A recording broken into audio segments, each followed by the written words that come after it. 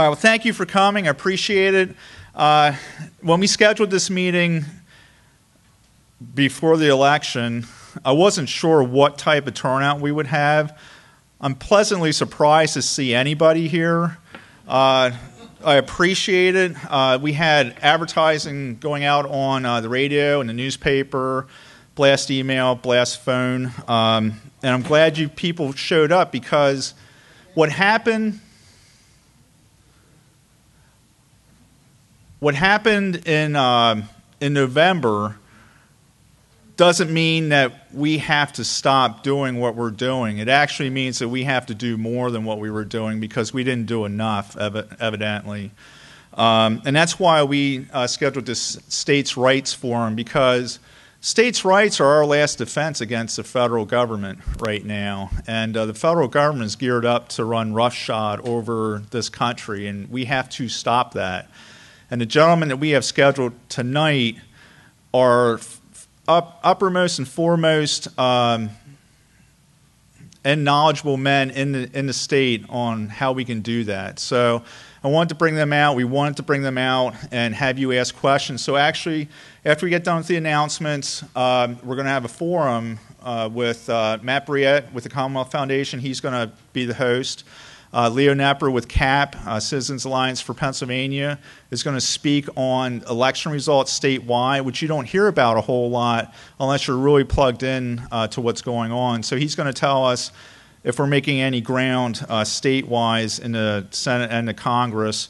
And then Nick Pantelidis is going to speak on healthcare exchanges, which he has done before. And it's really important coming up, because December 14th is a deadline now for states to let the federal government know if they're going to set up health care exchanges or not.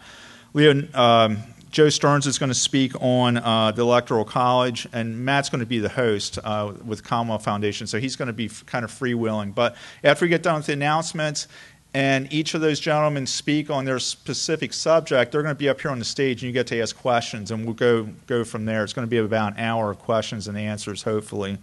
So I'd like to start off the meeting with the Pledge of Allegiance. If you can all stand and follow me, please. Pledge allegiance to the flag of the United States of America and to the republic for which it stands, one nation, under God, indivisible, with liberty and justice for all. Thank you. You may be seated. And I'd like to, at this point, introduce Pastor Rich Hall, and he will come up and say the blessing for the meeting.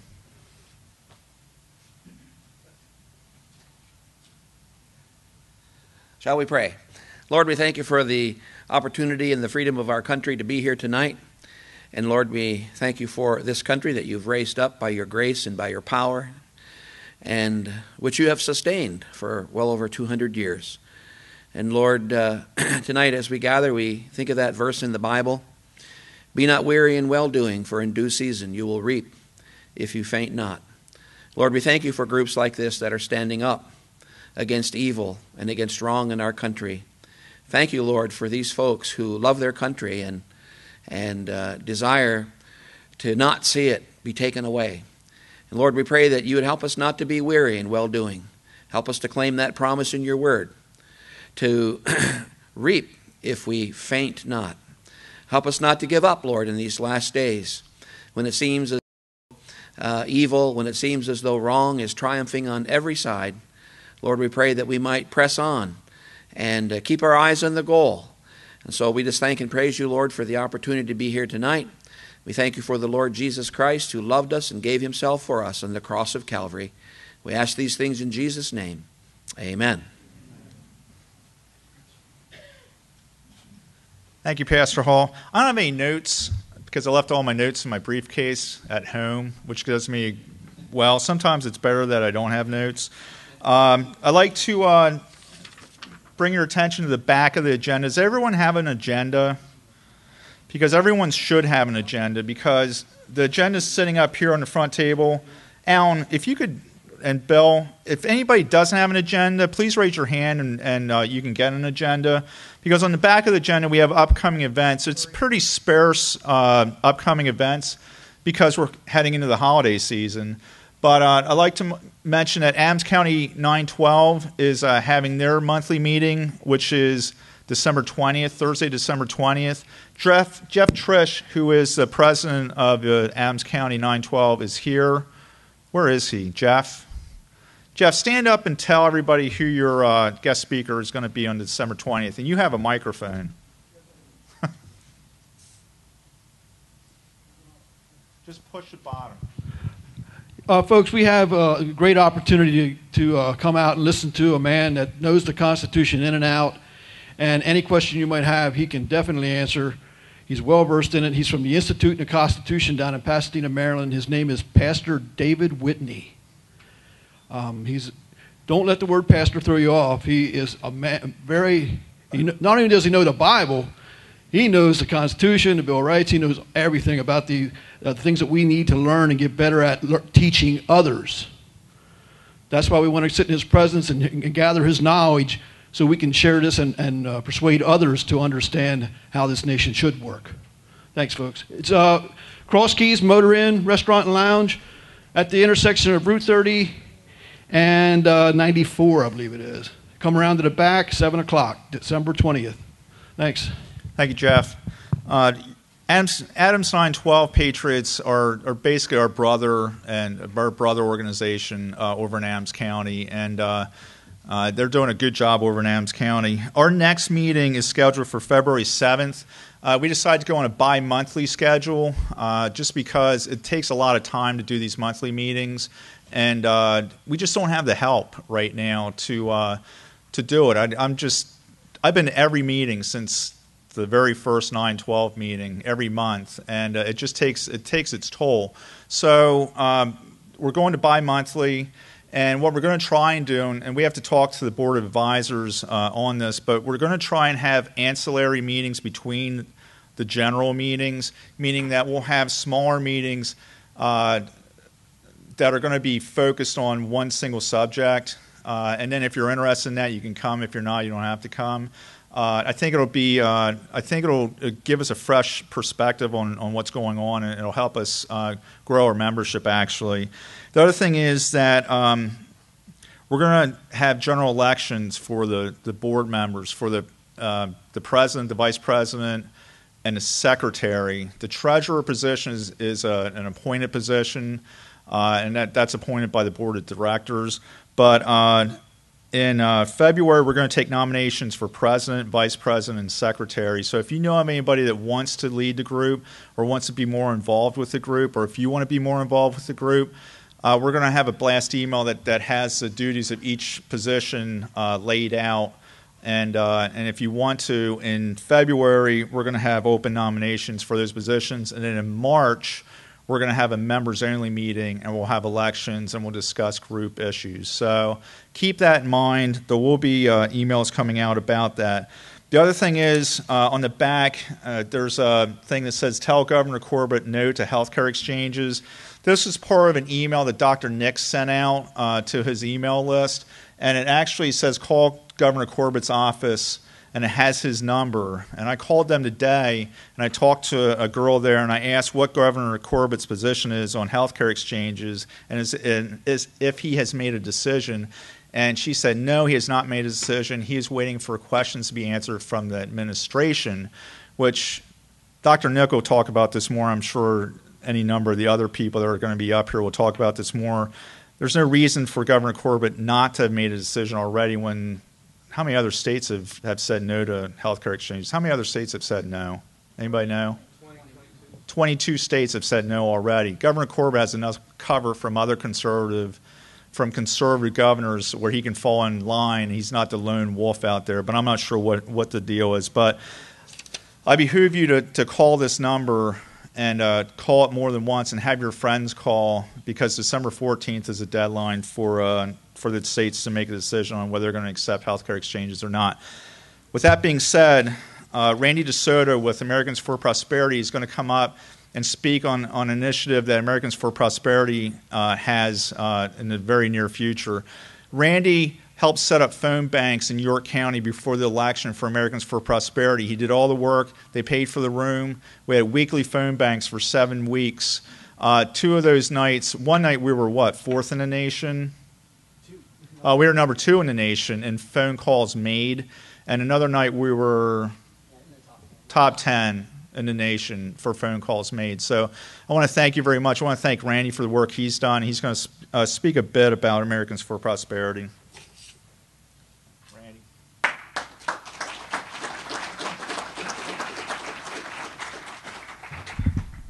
Well, good evening, everybody.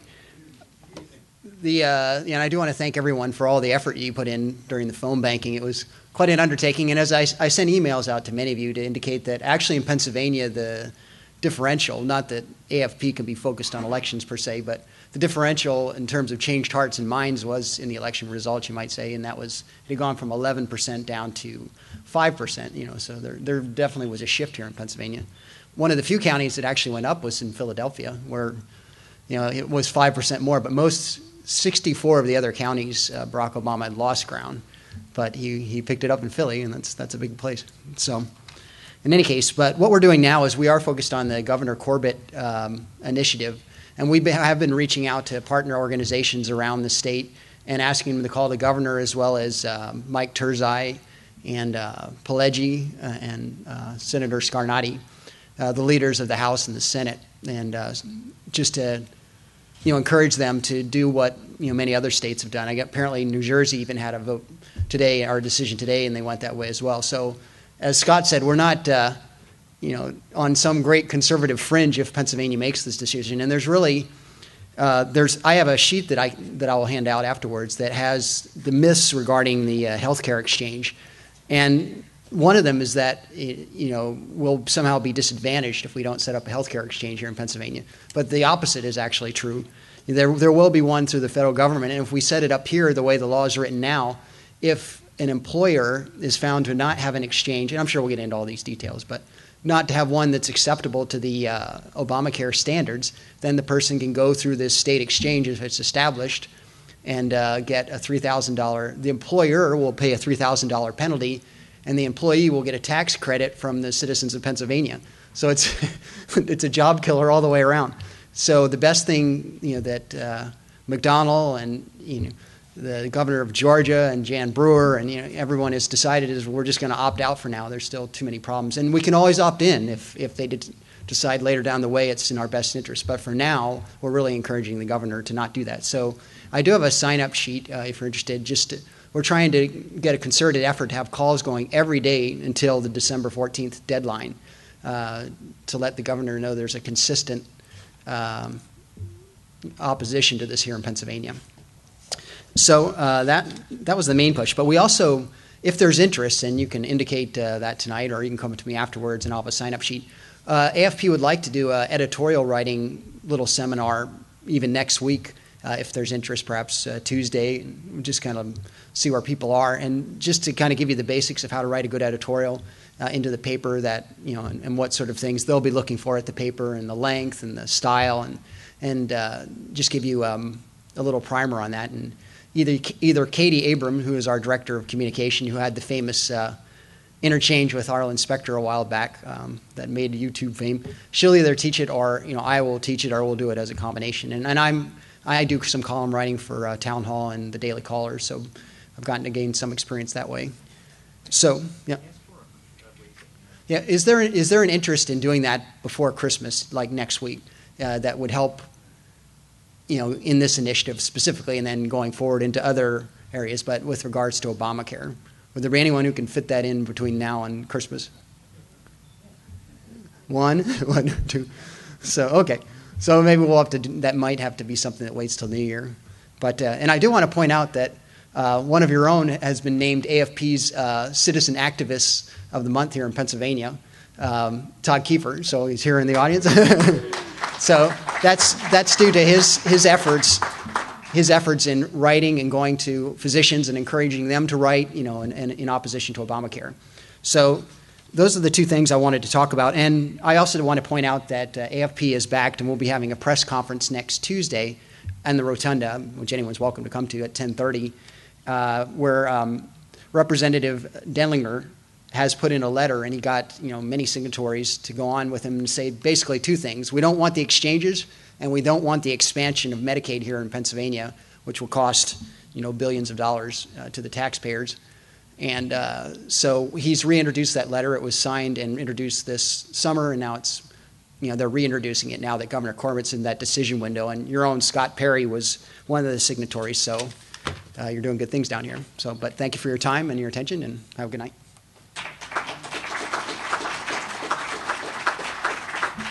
Thank you, Randy. Hey, he's going to be passing. You're going to be passing around a sign-up sheet, or what are you passing around? Well, we can either, if there's a time that you can commit to calling, and I can do this afterwards, I can pass it around as well. If there's a time during these next 7 business days or so that you can encourage President Corbett, if you're willing to sign up for this on the call. I'm just trying to balance it out so there's a consistent. I would pass that around. If you could, just sign up for a time. It takes you 2 minutes to make a phone call. And you won't talk to the governor, obviously, but you'll talk to his minions, and they'll tell you why he's not making a decision. Anyway, that is... See, I didn't bring any notes, and then Randy took my agenda, so I have nothing up here now. That being said, I know where we're at right now. I'm going to introduce Matt Briette, and Matt's going to actually run the meeting from here on out, and we're going to have Leo come up, use the screen, and then after Leo's done, we're going to do the Keystone Cops thing and take down the screen and put up some chairs for Joe and Nick and Matt to sit in up here, and then we'll commence with the forum. So I'd like to introduce Matt Briette, President of the Commonwealth Foundation.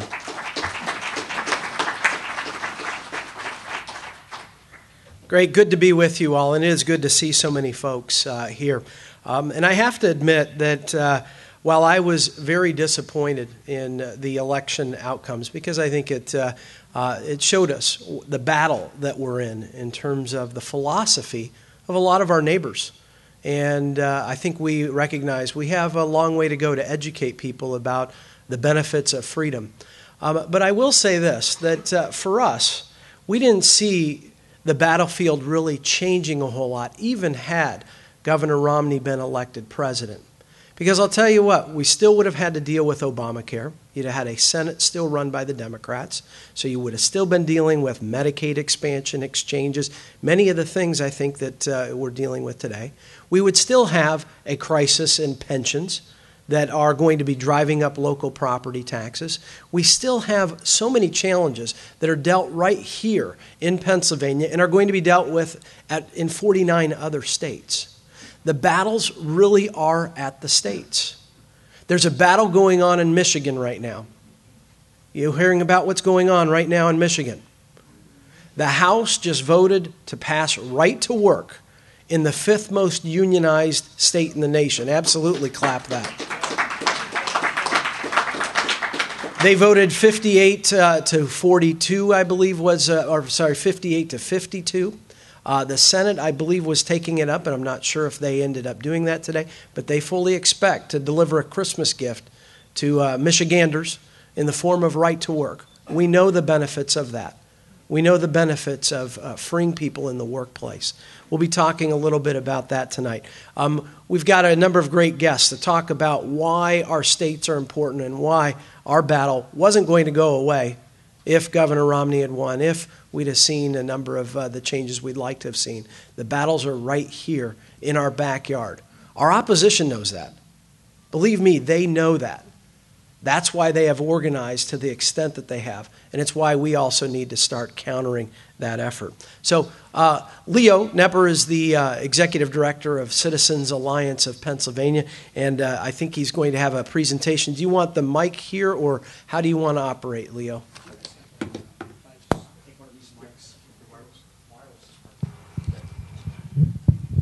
Thank you.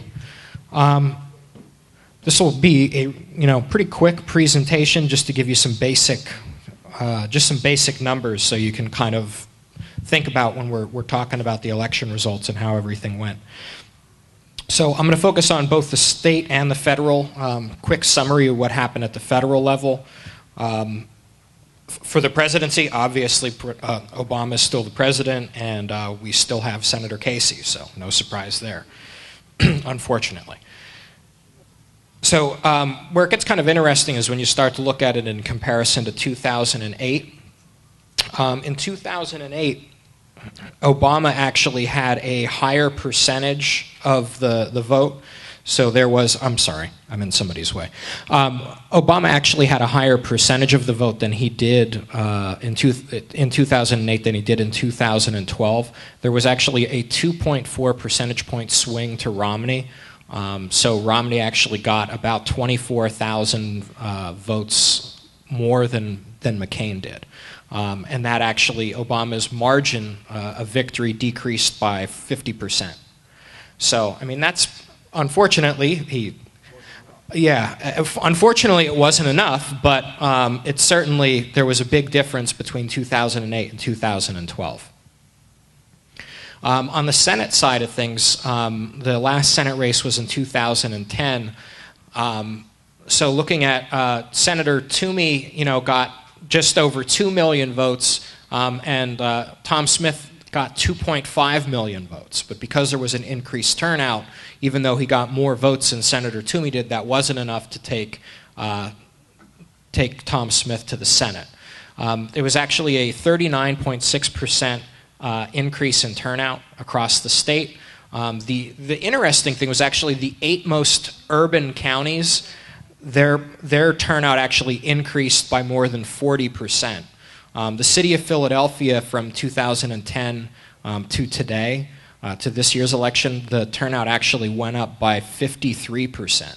So a lot more people came out in the urban areas, and that's really what hurt conservatives and Republicans throughout the state. The next one. For the State House and the State Senate, the GOP held both chambers. So there was only one incumbent GOP loss in the House, and the gentleman who lost actually wasn't high up on the union's target list. It was kind of a surprise loss. His name was Quigley in Bucks County. So he was the only incumbent who lost, actually I think in both chambers, he was the only incumbent who lost this election. There were 3 seats that went to the Democrats in the Senate. All of those were open seats, and it was a 10%, so that's a 10% decrease. The Republicans had 30 seats in the Senate, and they're now down to 27. So that only gives them a 2-vote. It gives them a 2-vote margin over the Democrats. So some of the conclusions, just kind of looking at this, there's now really kind of looking at the turnouts and looking at, this year we did redistricting. It was actually supposed to be in effect for the 2012 race at the state level, but it was not. So the new districts are actually drawn, so they're slightly, in a couple of situations, slightly more favorable to the Republicans who currently hold the seats. So the redistricting actually strengthens the weaker GOP seats, and rural western Pennsylvania Democrats are really flocking to Republican candidates at the State House and State Senate level. So areas like Westmoreland County that had for a long time, they had voted at the top of the ticket for the Republican and for candidates for Senate. They're now starting to trickle down, where Westmoreland County, which 10 years ago basically everybody who was elected to office was a Democrat, now pretty much everybody who's elected to office is a Republican. But what's kind of interesting is the registration hasn't switched. It's just the Democrats out there are more likely to vote for the Republican candidate than they are the Democrat candidate. And that's also true in places like Altoona. President Obama is incredibly unpopular, basically west of the Susquehanna among Democrats, until you get out to Pittsburgh. But so it's kind of it's interesting. The other thing that's kind of interesting is that there's actually there's a structural majority in the Senate. And what I mean by that is that the Republicans, the way that the districts are drawn, it would be incredibly challenging for the Democrats to get a majority in the Senate, just the way that the seats are drawn. And as a matter of fact, 2 of the seats that went to the Democrat candidate this time around, it's actually very likely that they'll go back to the Republican Party in 4 years. In one instance, just north of us, Rob Teplitz really tied himself to Barack Obama, and in the city of Harrisburg, that was enough to kind of carry him over the Republican candidate. The way that the new district is drawn, it's actually slightly more Republican than what it is now. So in 4 years, when Senator Teplitz is up for re-election, it's better than 50-50 that he's going to lose that seat, because just the way that the district is put together. And there will be some impact depending on who the presidential candidate is. But on the other side of the state out in Pittsburgh, the seat that was lost by that was a Republican seat now held by a Democrat had some very unique kind of attributes to it. The gentleman who lost is of Indian descent. And during the primary election, and also he made an unsuccessful bid for the executive of Allegheny County. He basically became the embodiment of outsourcing, even though that's not accurate. But that's what kind of he became, and he couldn't overcome that for the general election. He ran against a popular Democrat who has kind of branded himself as a conservative Democrat. But he wasn't able to overcome that, so in a couple of years, that seat is also likely to go back to the Republicans, because there's actually a Republican registration advantage out there. So having said that, the massive spending by government unions really didn't impact any incumbents in the House or the Senate. Where it had a big impact was on open seats, and it also had a big impact towards the top of the ticket with Kathleen Kane, as well as the Auditor General seat. That was a Democrat sweep for the state row offices, which is, I think, it's the first time the Attorney General has ever been a Democrat since the position started to be elected back in the 1980s. So it's kind of interesting. But what this does, though, is the turnout of the election actually, if the Republicans are smart, which is debatable, they can actually look at it and see that a lot of the government unions, as well as organizations like Planned Parenthood, and even to some extent the trial lawyers, have really become paper tigers, the way that the districts are drawn. It's very difficult for the Republicans to actually lose the seats that they have, just because of voting patterns and the way that some of these districts have been drawn. So having said that, there's really no excuse for Pennsylvania Republicans to not take on some of these same battles that we've seen fought in Wisconsin, that's being fought now in Michigan. Indiana became a right-to-work state this year. These states are no more red than Pennsylvania, so there's no reason that we can't kind of take that same track. Even though these guys fear for their re-election, there's not enough in a general election to really get some of these guys out of office now that they're in there. So I'm going to conclude with that, and we can get into question and answer later. So.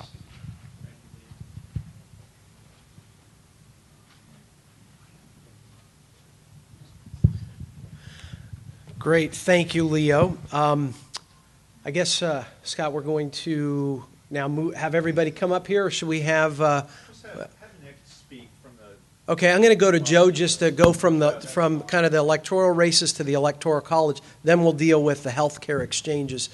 So Joe Stearns. Joe has been around the block in politics. He's worked for Senator Toomey, worked for Senator Mike Fulmer, House. He worked at the Commonwealth Foundation, worked at Citizens Alliance of Pennsylvania. He's basically a mercenary for freedom. So good guy. So Joe.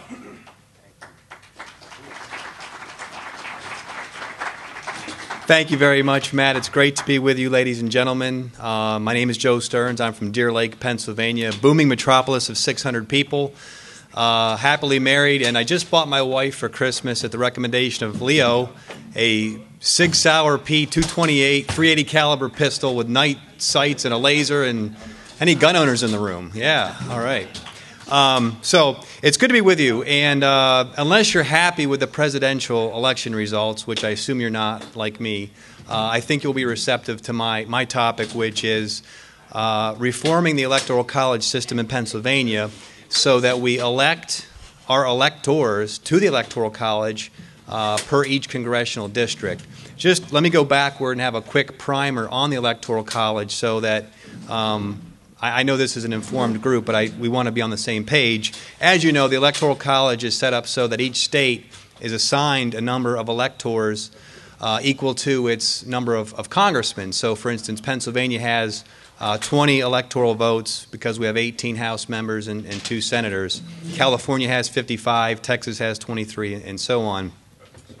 There's a total of 538 electoral votes for the entire nation, which, if you're doing the math, you're thinking there's 535 congressmen. Why do we have 538 electoral votes? And that's because Washington, D.C. gets 3 votes as well in the Electoral College. Interestingly, Washington, D.C. doesn't have any congressmen, yet they have Electoral College votes. That's a different speech. But the point is 538 electoral votes. You need 270 to win. Each state has a number based on its number of congressmen.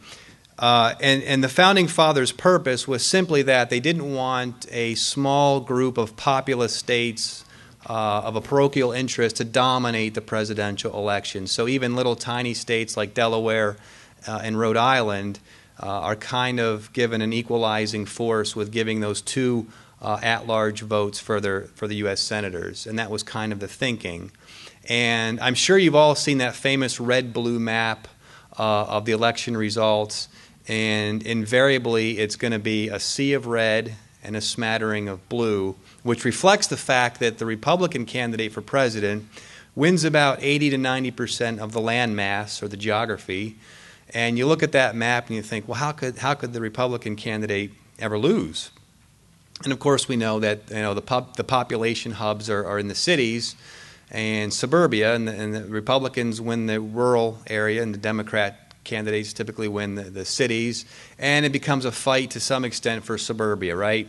So that's the general gist of things.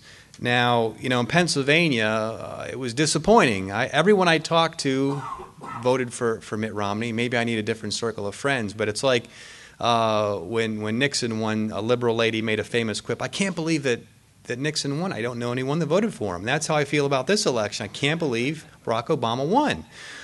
So you look at that map, and I think that it's time to proportion our electoral votes, not just in Pennsylvania, but in every state, by congressional district. If we would have done that this year, if that plan were in effect, Mitt Romney would have received 13 electoral votes. Actually, well, subtract 2 because say 11 electoral votes from Pennsylvania.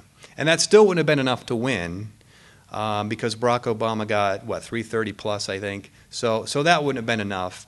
And this is not a partisan thing that drives this. I mean, I am a Republican, and I'm not suggesting that we come up with ways to be inventive and how to help the Republican candidate to win. This is actually a refinement of what the Founding Fathers came up with in the first place. And they gave the states the power to choose how they choose their electors in the Electoral College. Now, Maine and Nebraska actually have a proportional system already set up. This is not a new idea. This is not something that I created. This is something that at least 2 states have already been doing. And, so in keeping with states' rights, it's fully within our power for us as Pennsylvania to choose how we want to choose our electors. So I think the Electoral College system is a good one, and I think it's time for this refinement of going to a proportional system state by state. Because it's no longer the case so much that California and New York are picking our president. It's that it's Los Angeles, Chicago, New York City, and Philadelphia. That's who's picking our president, and that's not. In my opinion, that's just not the way it should be. So a proportional system is state by state is really a fractal, as a geometrist would say, or a smaller part. It's a refinement. It's not subverting the current system. It is a refinement thereof. How do we make it happen? It's simple legislation. In the state legislature, you need a bill introduced, and it's got to pass the House and the Senate, and then Governor Corbett needs to sign it. It's really that simple. And so then the task falls on us if we think this is something important that it's necessary to do. We would call, our state legislators. So in this area, it's Mike Waugh and Stan Saller and Keith Gillespie and Mike Regan and Seth Grove, and we call those folks and we say, hey, we'd like to see this reform. And again, it's not partisanship that drives it. It is taking what the Founding Fathers conceived of, which I think was brilliant. Again, why should a parochial group of people, and I think in this case it's become urban dwellers who tend to live off entitlement programs, they drive the outcome. And I think it's time for a change. So that's it in a nutshell. I want to give a little 30-second commercial for Leo and Cap and Matt at the Commonwealth Foundation. These are very important groups. And so in addition to the activism that you're already doing, I hope that you'll check out, and also Americans for Prosperity, Randy, log on to these folks' website and check out what they're doing, because they do it for a living and they're really promoting our freedom. So please patronize those groups. And that's all I have, and I look forward to the questions later. Thanks.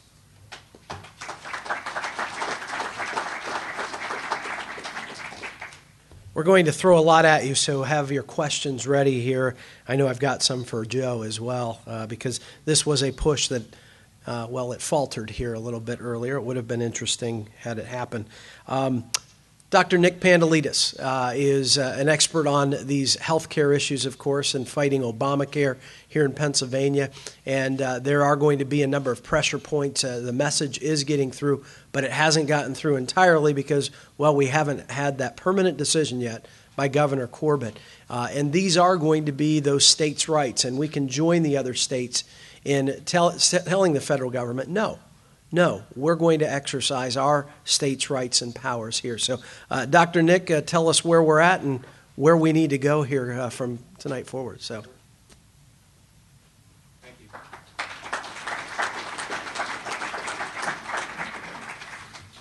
Well, there's a lot to talk about, and I'm just going to touch on some different points, and then if you have some interest, we answer a little bit more fully. But first and foremost, you need to understand we absolutely need healthcare reform. Healthcare costs are crushing families, businesses, and our government at all levels. And allegedly, we got this reform, and we use the word reform, but typically, reform means you make the situation better rather than worse. And in fact, what's going to happen as Obamacare gets rolled out, as we learn, as Nancy Pelosi said, we've got to pass to see what's in it. We've already seen that costs have gone up on an average of about 8%. As a result, that makes insurance less affordable for people, so there are more uninsured people now. It makes it a bigger business expense, so there's less employment. What the exchange really is a new bureaucracy to administer a new federal subsidy and health care benefit, and a new entitlement, because we don't have enough of an entitlement problem as it is. And really what it's doing theoretically is it's being funded by taking money out of Medicare. It's $575 billion. It's getting funded by new taxes, which is really taking money out of the private economy and putting it in the public sector, which means again suppressing business activity, suppressing employment for the alleged benefit to provide people with more insurance. We were told it was going to cost about $1 trillion for 30-some million people to be to get insurance. Turns out about 20 million of those people they projected were going to go into these exchanges. Well, that $1 trillion was based on 6 years of the new benefit and 10 years of new taxes, and if you really do the one-to-one, it's $2.3 trillion. Well, it turns out that a lot more people would probably go into these exchanges if they ever really get off the ground.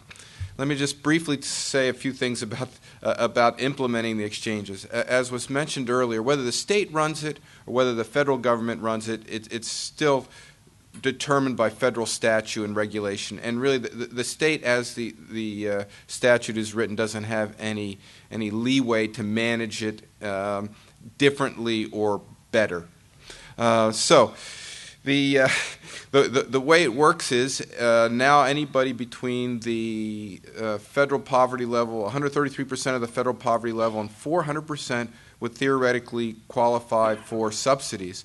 People that are below the 133% of the federal poverty level get shoved into Medicaid, which is a notoriously expensive, poor access, poor outcome medical system provided by the government.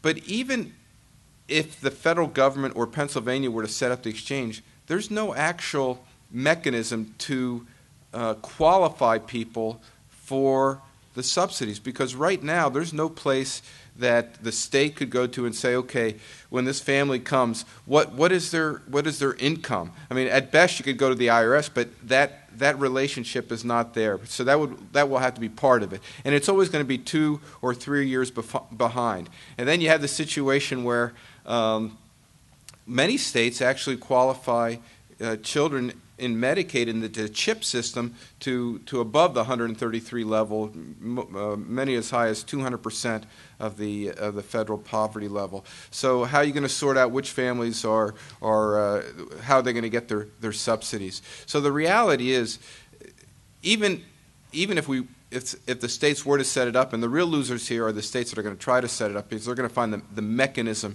isn't there. Now, part of the cost estimate, as I said, was based on about 19 million people going in the exchanges. Well, it turns out it's not likely to be 19 million, but more like 30 or more. And why is that? Well, it turns out for employers, they will have the choice of either paying 60% of the premium of a new federally mandated policy, and there's not a lot of choice. It's estimated the cost of that policy for a family of 4 is going to be anywhere from $15,000 to $23,000, so 60% of $15,000, roughly about $9,000. So that the employers will have a choice of either paying the $9,000 if they haven't been paying it up till now, or paying a $2,000 or $3,000 penalty, depending on what it is. So many of them are simply going to pay the penalty. Many of them are simply going to pay the penalty because they just can't afford it. Business is already seeing a lot of tax and a lot of regulation.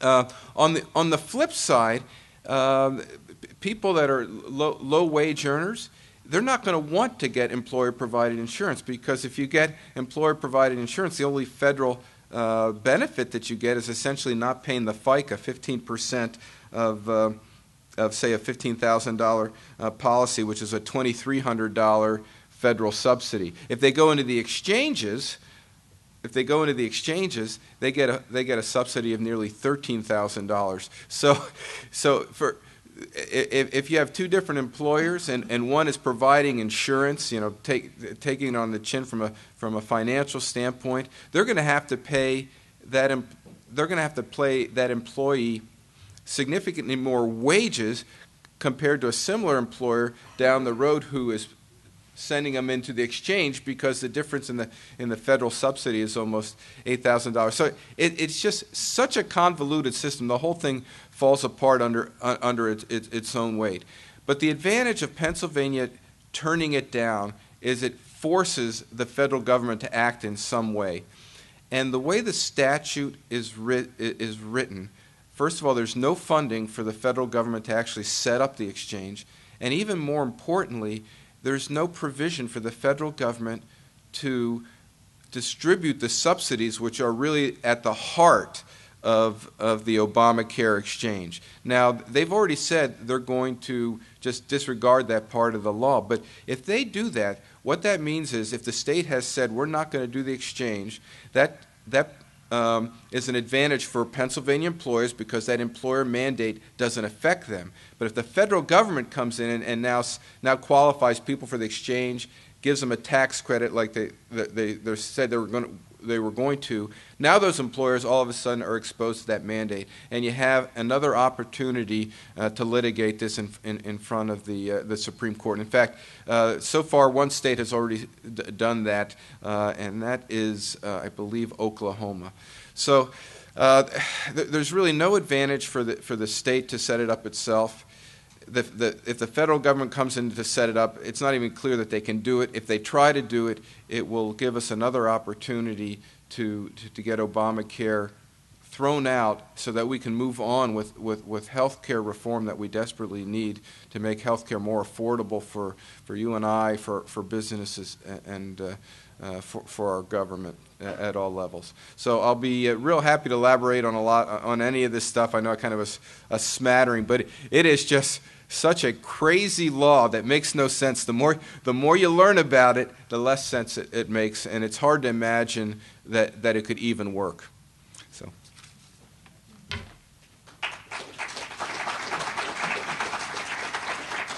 Thanks, Nick. Why don't you guys come on up to the stage here?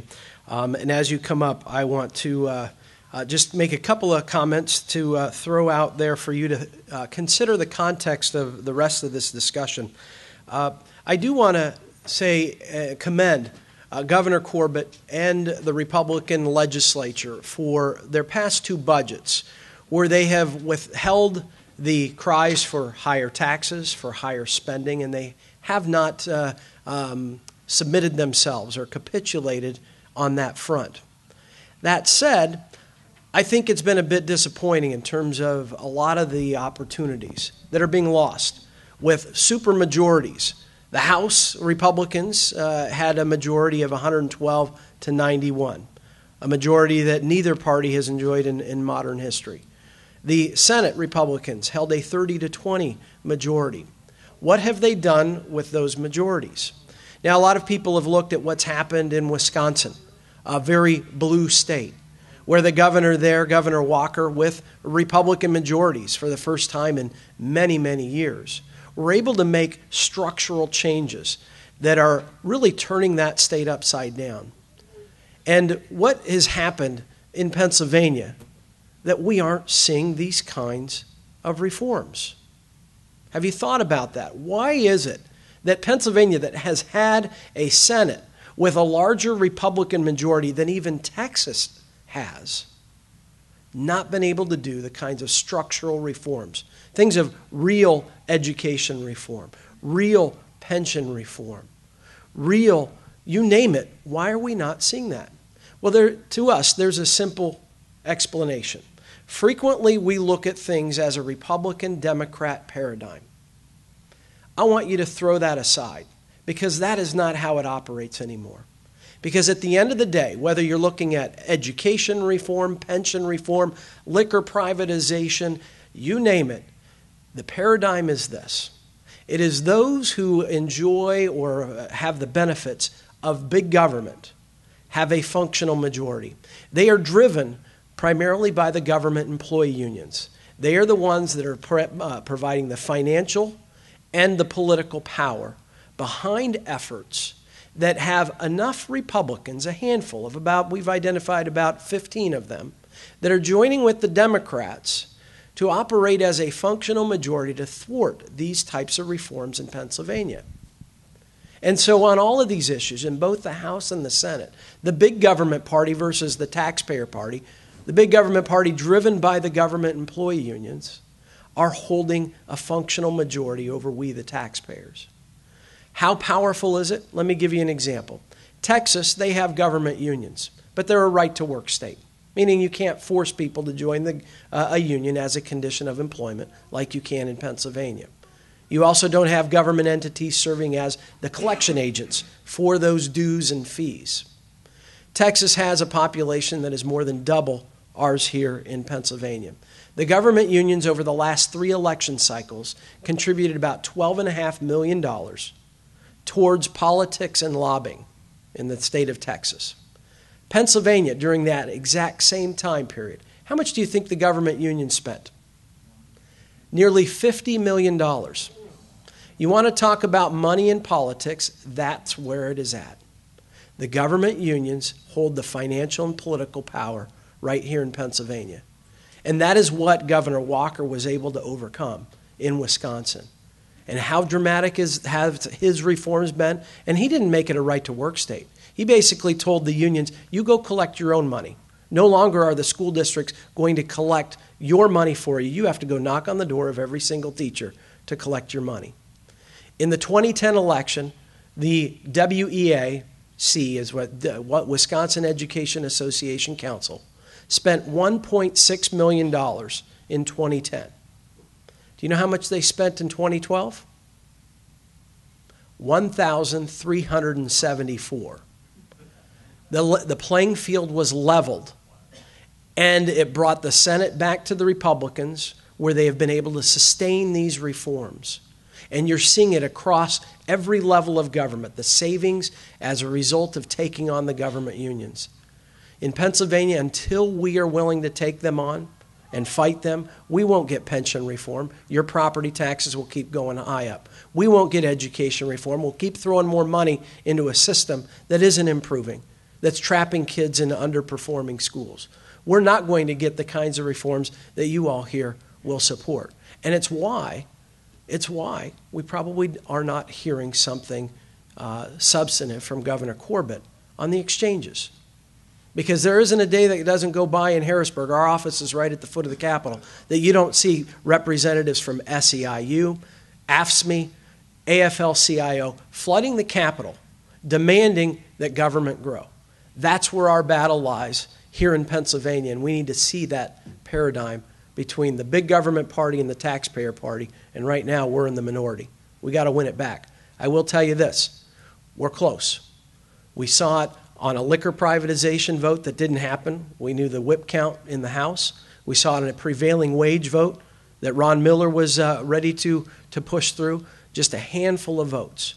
We are close to where the taxpayer party can be the majority party in Pennsylvania. It's going to take another election cycle or two, but this is where the battle is for us here in the States. Ultimately, that's how we change Washington.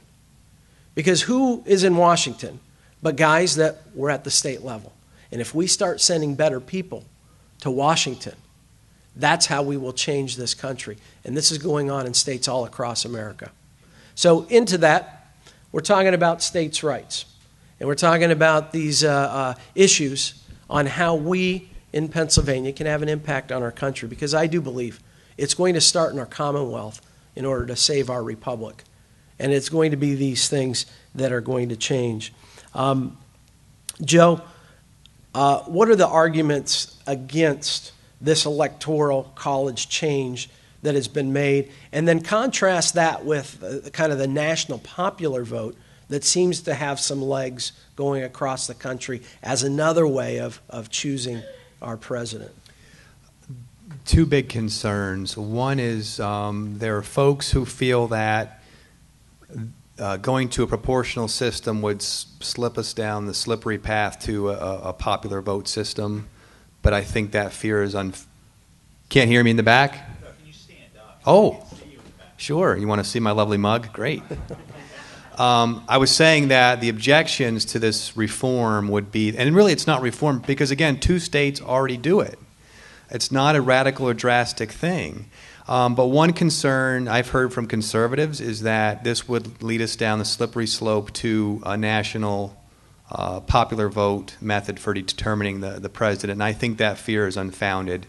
There are objections from Republican operatives who feel they get indignant. They think, well, we can win Pennsylvania for Mitt Romney. We don't need to go to this other system. And you know what? We've been saying that since 1988, and it hasn't happened yet. And I think, and I said to the chairman of the Republican Party, Rob Gleason, how bad would you have felt if Mitt Romney would have lost by a handful of votes, and you had the opportunity to make a change to the proportional system in Pennsylvania and didn't? Now, that didn't come to pass, but if we stay on this path, it's only a matter of time before that scenario unfolds where we lose a close one and Pennsylvania didn't make the switch, and oh, how bad we would feel. But those are the 2 major objections. Okay. Leo, you understand this paradigm between kind of the union party or the big government party and the taxpayer party. You've looked at those numbers. and you've seen where the union is spending its money. Is all their money going to Democrats, that's how they maintain the majority? Absolutely not. There's actually, it's kind of interesting. We have a fine example of another Union Party member right here in York County, in Stan Saylor. Representative Saylor, okay, to get a little bit into the weeds, Majority Whip, Stan Saylor actually holds the position of Majority Whip in the House of Representatives. The Majority Whip's job is to go out and get votes. Particularly on tough issues. He's the arm twister, basically. Representative Saylor, however, this year alone received $20,000 from the PSEA, the Pennsylvania State Education Association. So if one of Governor Corbett's goals is to further school choice and education reform, how effective is the arm twister going to be at making that happen if he got $20,000 to his campaign account from the people who are opposed to that? So that's one instance. Where we really see a big problem with Union Republicans, unsurprisingly, is in the southeastern part of the state. We actually have Bucks County is kind of the nexus of Union Republicans. There's a gentleman down there named Gene DiGirolamo who's a representative. He actually runs a political action committee that's ironically called Good Jobs PA, that is completely funded by labor unions and trial lawyers. He actually takes that money and then kind of washes it clean. So when it goes to other Republicans, it no longer says PSEA, AFSCME, it says Good Jobs PA. So it's kind of how the disclosure is there, but unless you know where the money originally comes from, you don't know that it's union money. And that money actually goes to the majority of the Republicans that get that are in the southeastern part of the state. There's a couple on the western side in the Pittsburgh area. And there's also an issue in the very center part of the state where there are a lot of people who work for the Turnpike Commission in Blair County and everything like that, who are also government union financed representatives. So it's kind of, like you said, about a dozen between in the House, and then there's a few in the Senate who are in the same boat, also in Bucks County. But yeah, it's definitely not the Democrats. If it was only a problem with the Democrats, with the largest majority in history, the Republicans could have gotten something done. Unfortunately, they didn't. Nick, some arguments, some of the arguments with regard to exchanges are that, well, if we set it up, we get to control it here in Pennsylvania, that ultimately this is the more states' rights approach, that if it's going to happen, let's have control over it. What are your arguments that would counter that, of why that would not be the case? Well, as I had said earlier, really there's very little leeway for the states to adjust what is put in the structure and the operation as dictated, thank you, by both regulation and by the federal law. As an example, the free birth control was a federal regulation. And again, what people, I think, missed, or how the media misled the public, nobody was saying that birth control is a bad thing. Nobody was saying people ought not to be able to get birth control. What the point was that, number one, if you provide a free service, whether it's birth control or keeping children up to the age of 26 on your health care policy, that has a cost. So a young person who is unmarried, sort of minimal wage work, wants to buy a health care policy, they can't find an affordable policy because of all these free required benefits. But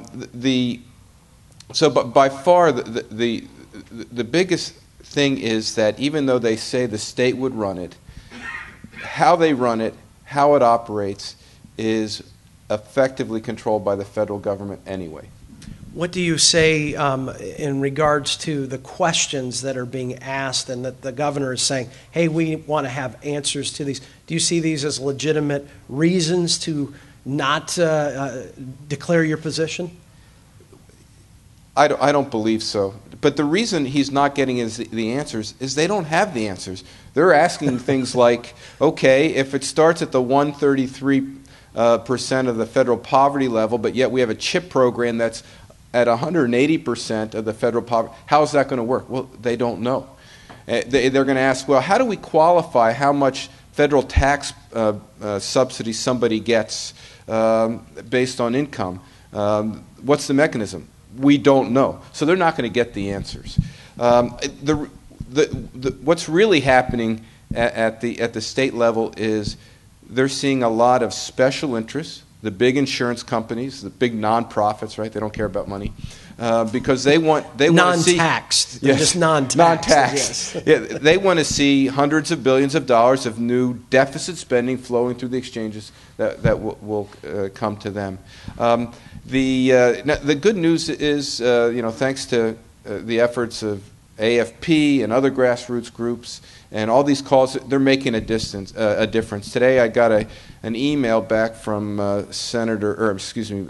Representative Baker, who's on the Insurance Committee, and he feels strongly that all this pressure that the governor's seen, he's going to let that December 14th deadline go by. So that's not to say don't make the calls. Keep making the calls because it's making a difference. But I do think what if it goes by? What happens? Is there a default for states that don't declare one way or another? Well, at any point, if by some miracle they actually got they changed the regulation, changed the law where it actually looked like would operate, lower costs and the like, Pennsylvania could opt right in. But I think hopefully what's going to happen is now these 22 states, the Republican governors really may be the focus of any reform and any going forward. And I think they're going to be talking about how they can work together to actually truly implement health care reform. Great. I'll kind of open up to all of you guys. If there's anything that you'd like to add to anything that somebody else has stated, if not, I'll go on to another question. I actually just kind of to build a little bit on what Dr. Nick is saying, and this doesn't just apply to Obamacare. If we want to take a look at how we can impact federal policy, there's a really interesting example. How many people are in here familiar with Real ID, the Real ID Act? Okay, the Real ID Act, just a short story, is that the federal government passed legislation that said all states had to provide IDs that met certain requirements, and that information had to then be turned over to the federal government. So it would be basically a federal database it would be a national ID system. The law was passed right after 9/11. What ended up happening was there were about 14 states, I think it's 14 states, Pennsylvania was one of the last stragglers that came onto it, that basically said, they passed laws that said, we will not comply with this law. We will not opt into the Real ID system. So what ended up having to happen was within the law, there were actually all of these deadlines that if states didn't enact these Real ID reforms by such and such a date, people wouldn't be able to fly on planes from those states. There was a bunch of things that would have happened. But because states, basically through civil disobedience, they forced the federal government, the law is still on the books, the Real ID law is still on the books, but it's unenforceable. And that's really where states have the power. There are people who would call that nullification, but that's not really what nullification is. It's actually an even more archaic legal term. But basically what we're doing is we are at the state level engaging in civil disobedience. And that's something that we have the ability to do through our state elected representatives and also through our governor. And we can make some of these federal laws unenforceable at the state level just by refusing to comply with them. But at the same time, we have to recognize that there might be consequences to it. Like it very reasonably could have, the federal government could have reasonably decided that we're not going to let people fly who don't have these real IDs. If that's the case, like the lunch counter, the lunch counter protests in the South during Jim Crow era, we have to let our representatives and senators and governor know that we are willing to deal with the consequences of their willingness to fight the federal government through non-cooperation. Joe? Just to touch upon something that you said in your opening remarks, Matt, about it's the government union party versus we the people, and our legislators, our congressmen are afraid of the union influence and the union money. That wouldn't, however, really be relevant but for the fact that they want to get reelected. So I think we need two things. One is to strike at the root with paycheck protection, and we'll see what happened in Wisconsin happen here where the union money will dry up, but we need term limits as well. There is collusion between special interests and politicians that the special interests want to get reelected in perpetuity. So if you have term limits like we have in, 20 some odd states, I guess. Well, Michigan's one of them, and I think you're seeing part of that being a result of you're moving out career politicians. So that's my own personal thing, and CAP is very big on breaking the iron triangle, I guess is the term. So again, check out empowerpa.org in addition to commonwealthfoundation.org and learn about these issues. Joe, I have a question for you because I mentioned in your introduction, and ultimately we all want to be more effective activists in what we're doing. You worked in the House of Representatives in the Republican caucus. You worked for State Senator Mike Fulmer. You worked for U.S. Senator Pat Toomey. So you've seen it on that side, not just for those folks, but you see it around you. What is it that influences elected officials the best from an activist standpoint? How can we all become better as citizens to influence those in positions of power in making those decisions? There's the old saying that the squeaky wheel gets the grease, and it's kind of that effect of just people relentlessly contacting their legislators and making their feelings known in an articulate way.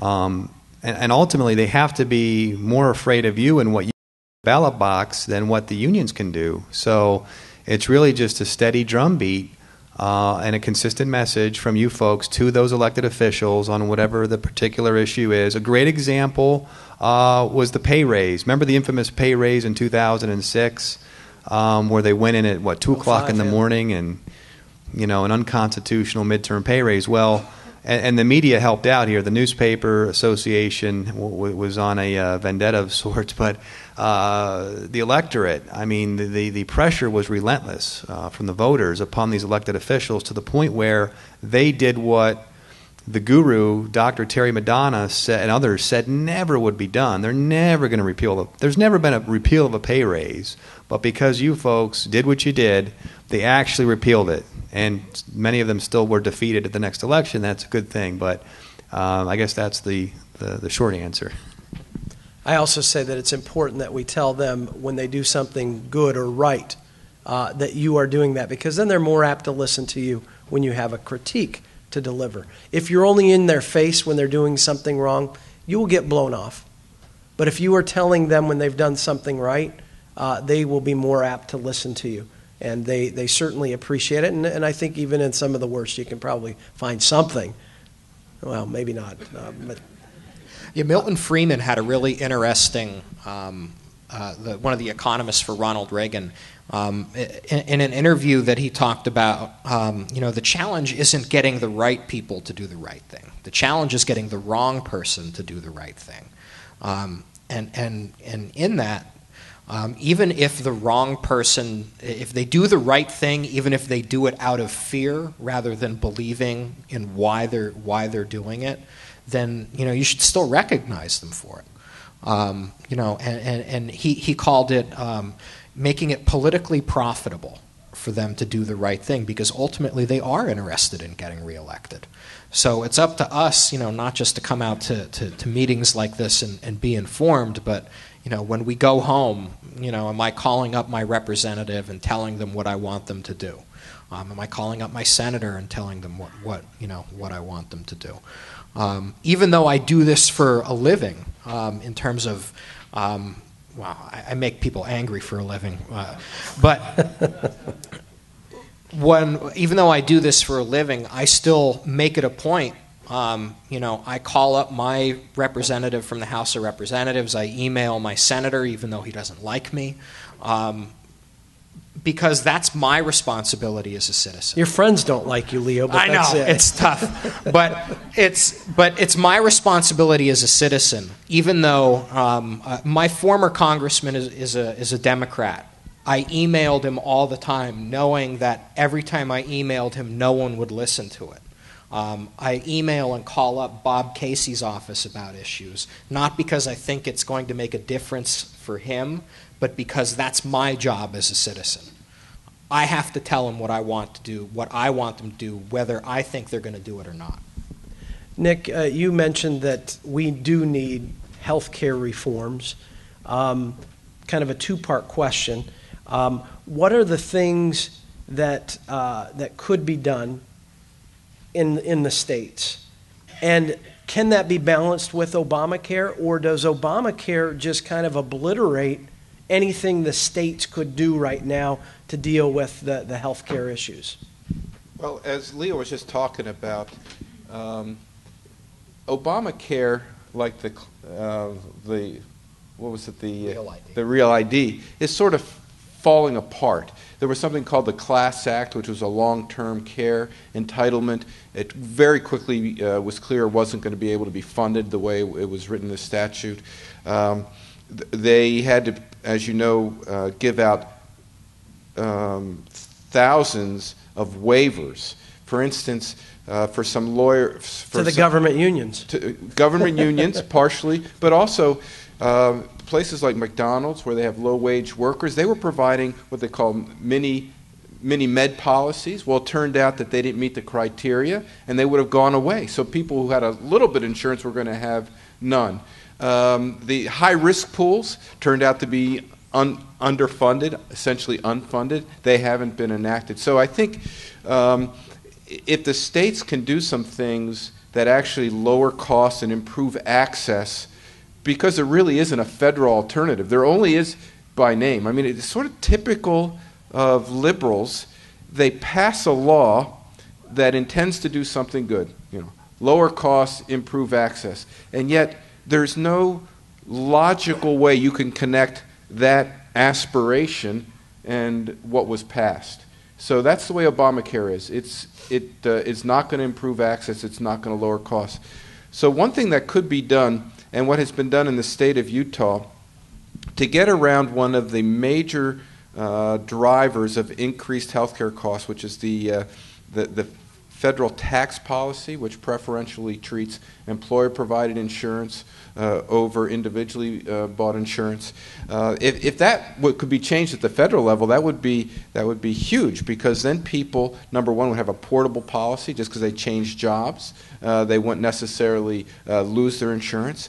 If they could get that same kind of credit on their own, you could have, say, two worker families who each get, a partial contribution to insurance. They could combine their insurance and get a better policy and still get the federal benefit. So they are setting something like that up in Utah, where they're allowing employers to make defined contributions on the behalf of their employees. Those employees can then take that voucher to an exchange, get the tax benefit, and combine those with other contributions and actually afford a policy. The other thing that can be done, that ought to be done, is to decrease the number of mandated coverages, as we talked about before. I think the number of mandated coverages in Pennsylvania is somewhere between 30 and 40 of them. It increases the cost of the insurance by nearly 40%, which it's not to say that some of those mandated coverages aren't beneficial, but everything has a cost. And if the marginal cost means that people aren't able to afford the policy, eliminating that cost, now all of a sudden you have a whole bunch of people who are now able to be insured. So there are certainly things that can be done at the state level that would improve access, primarily by decreasing costs. I got one more question that I'm going to open it to all of you, and then we're going to go to some questions from you all. I think there's a microphone out there, or there will be a couple of microphones. If you've got a question, if you'll just raise your hand, and then who you want to direct it to one or all, we'll certainly tackle that. The question, I guess, for you guys is, in the context of the discussion of this fiscal cliff that we're facing, we heard from the governor that this is going to likely cost hundreds of millions of dollars of loss of federal funding coming to the states. What do you guys think? What should we do? Should we drive off this fiscal cliff and take the difficult medicine that's going to come with it? What do you guys think we ought to do? You know, I think most of the chutzpah is coming from the Obama administration, certainly. But I got to tell you, it's okay to cut military spending by $500 billion, and that would simply take us back to 2007 spending levels on the military. And 2007 was not a lean year for military spending. So I think both sides need to do a little bit more. Republicans have done the most, I think, in compromise and coming to the table and putting compromise on the table. They're talking about revenue enhancements, and there's even talk of go ahead and raising taxes on the wealthy. Some people think there is no fiscal cliff. We've been here before. It's not a big deal. Just let it come and go, and nothing will change. The Clinton tax rates were already in effect years gone by, and what's the big deal? Honestly, I'm not losing any sleep over it. I have to tell you, I really am not. Yeah, I'm in the same boat that Joe is. I think it's a lot of, it's a lot of ink is being spilled in order to sell newspapers and get people to watch news programs. Not that tax rates are unimportant, but I guess while I can certainly understand the Republican position that cutting that raising taxes during a recession is a bad idea, and economically it's a terrible idea. At the same time, I kind of have this. I've kind of started to adopt the position that if this is what America wants, then give it to them. If would we get those kinds of cuts in spending any other way? I mean, I think that's part of an argument there. I'm looking more at the tax part of it, because there's the sequestration, which is $1 trillion over 10 years. We're spending $1 trillion a year more than we take in. So we're talking about $200 billion a year for 10 years, which in federal budget terms is, draconian. Yeah, but. Yeah, 20 days worth of spending.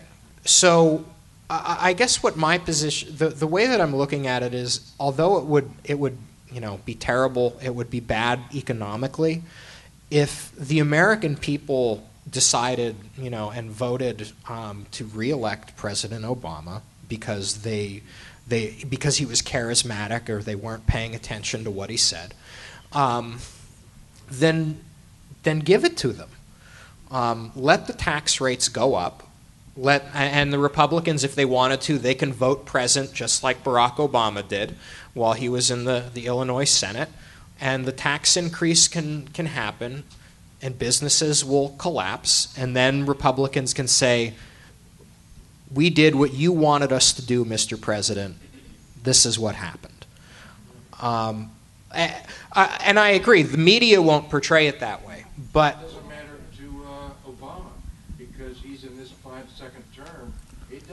Any difference what he does. But it makes a difference to the other. It makes a difference to the Democrats, and I would bet that if a tax increase came up, raising taxes on everyone making over $250,000 a year in the House of Representatives, Democrats like Nancy Pelosi and other Democrats the median income in their districts is over $250,000, they will not vote to raise taxes on their own constituents.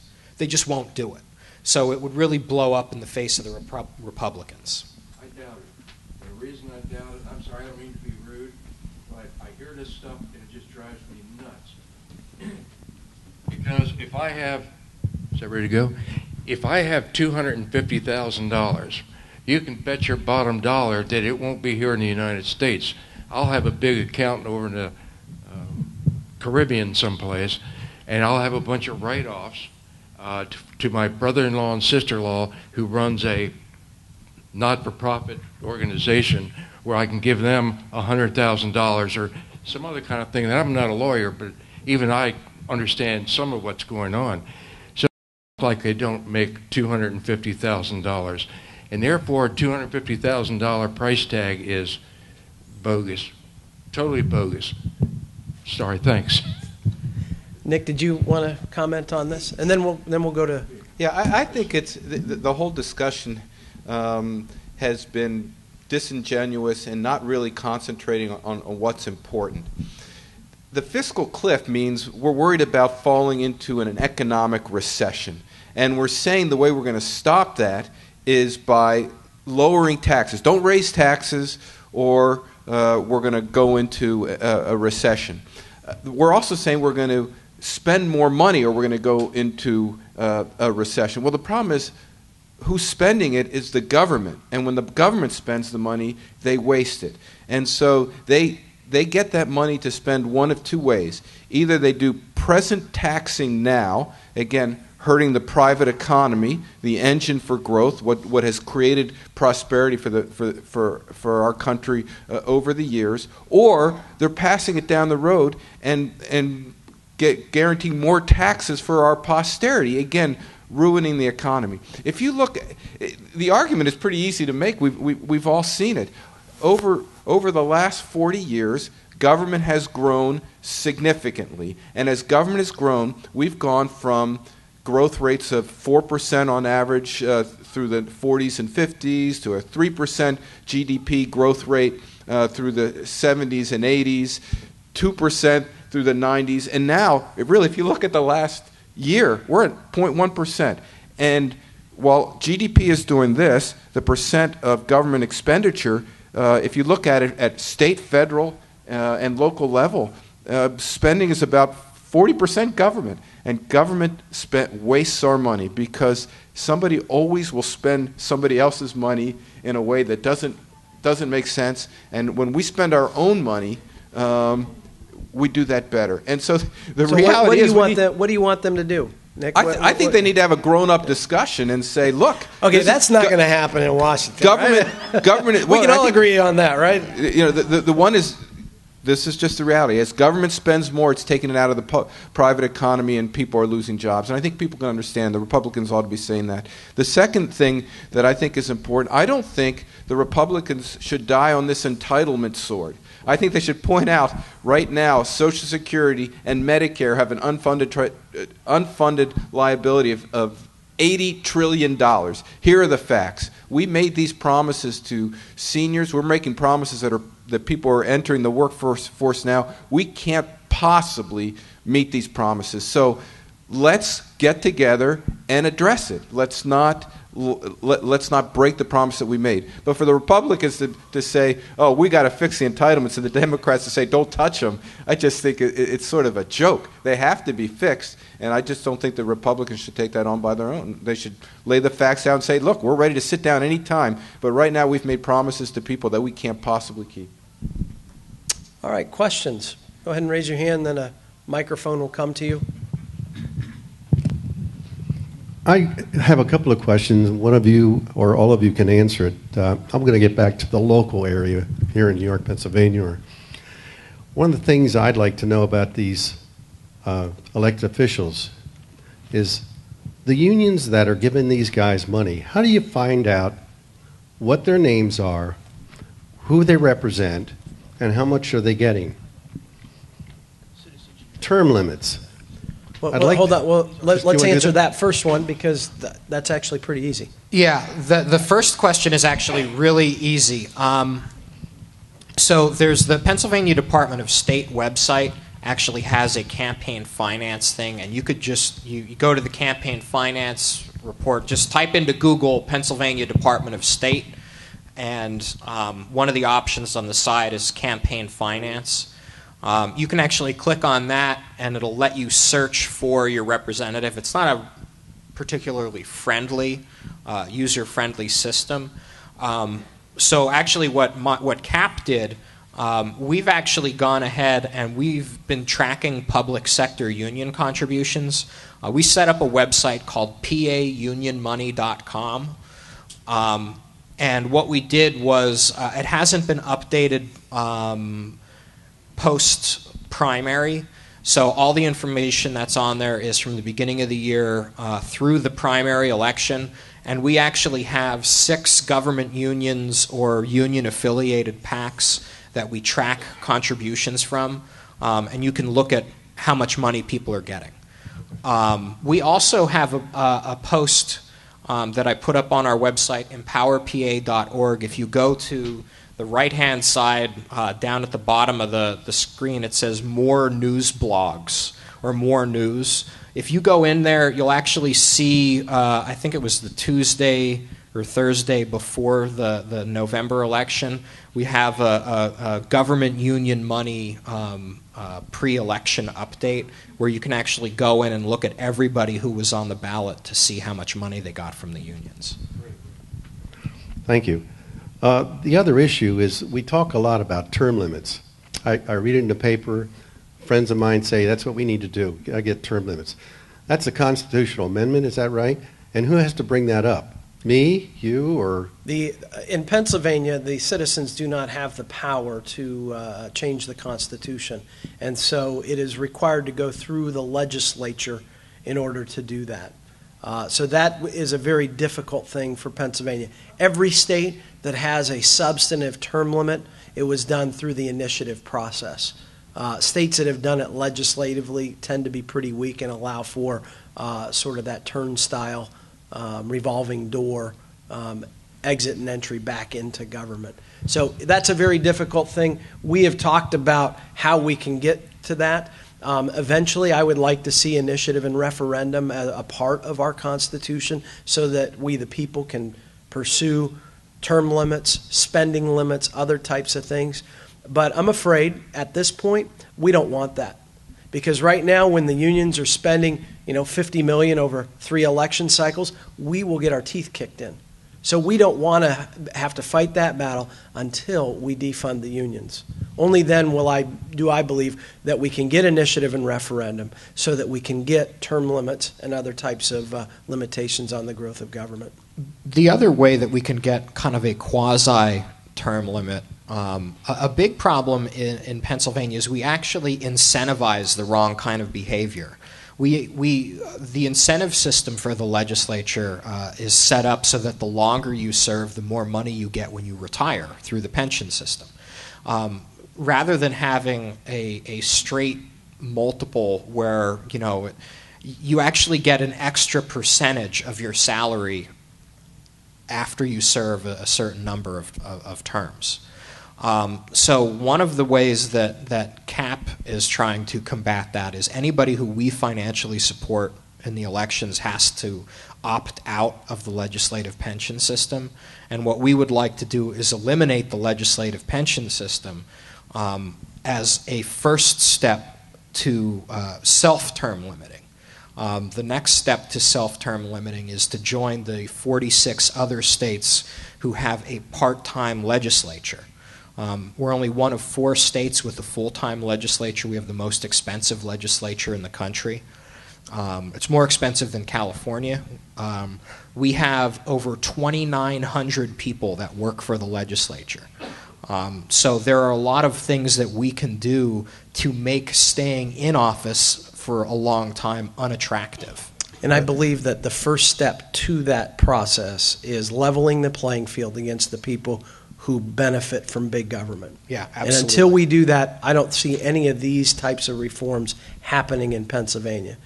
The beneficiaries of big government, particularly the government unions, just have too great of an incentive to maintain the status quo.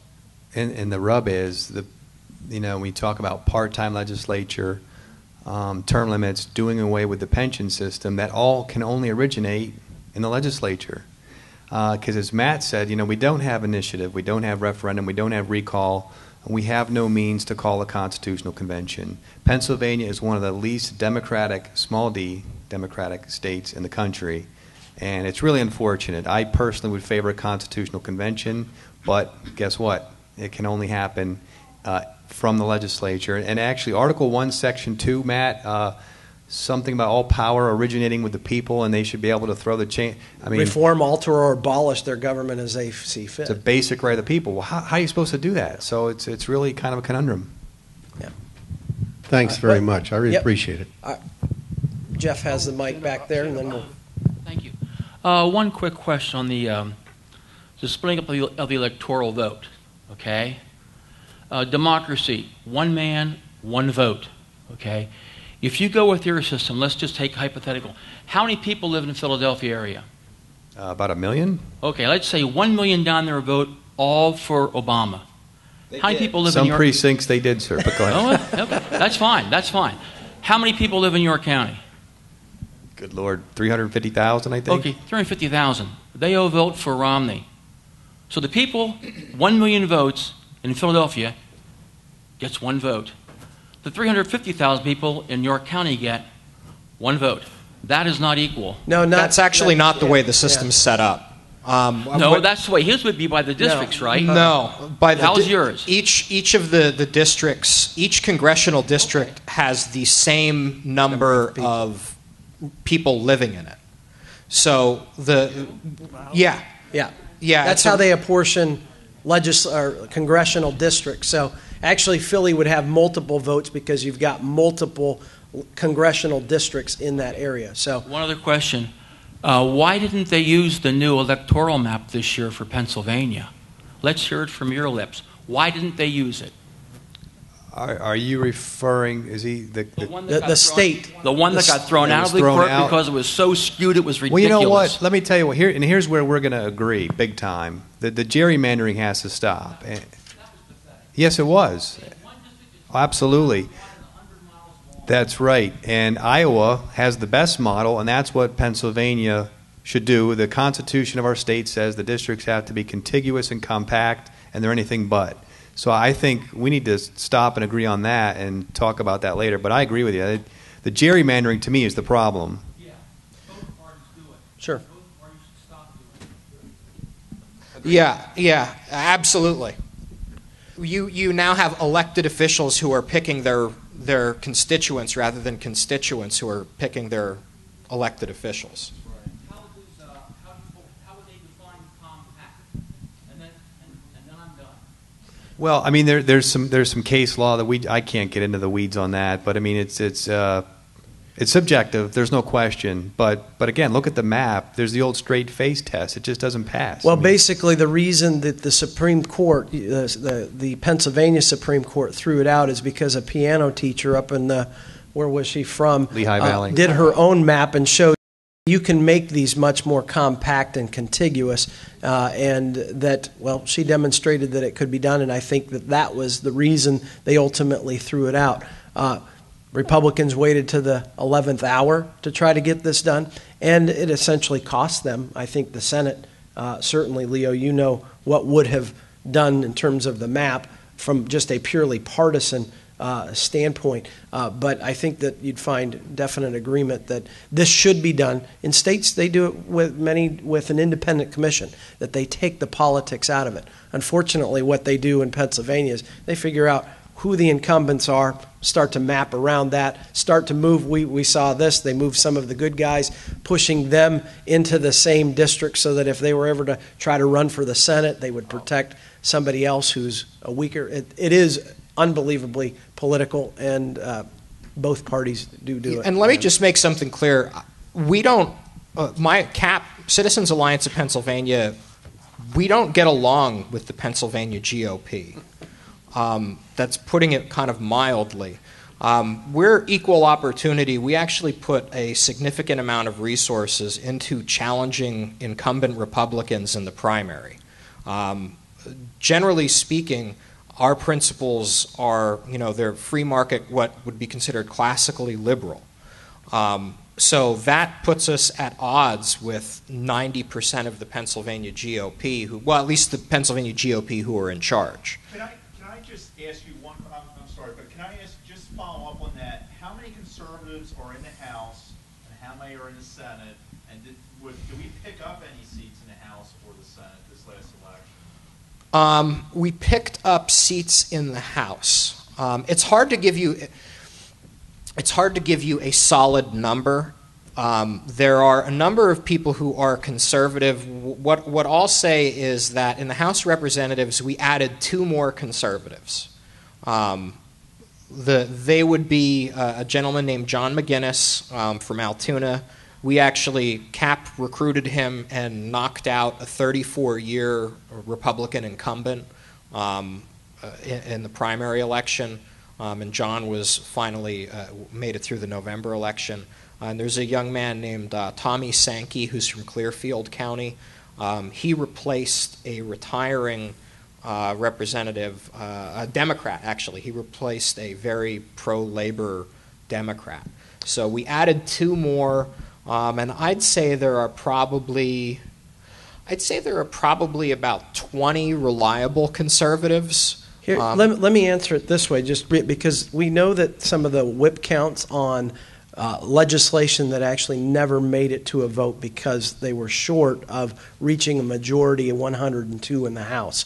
I know on prevailing wage there were a handful of votes, so we were in the mid-90s. Same with on vouchers. No matter where you stand on that, it was going to be those that are going to vote more conservative, mid-90s. Liquor privatization, mid-90s, high 90s. So in terms of maybe those who are more inclined to make a conservative vote, that's when I say we are very close to reaching that tipping point to address these things.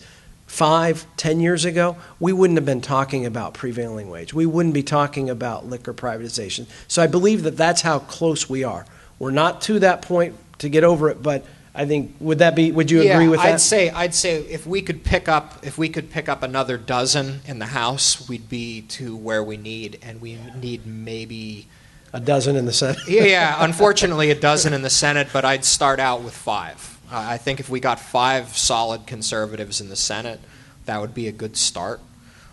Because the other problem isn't just that there are,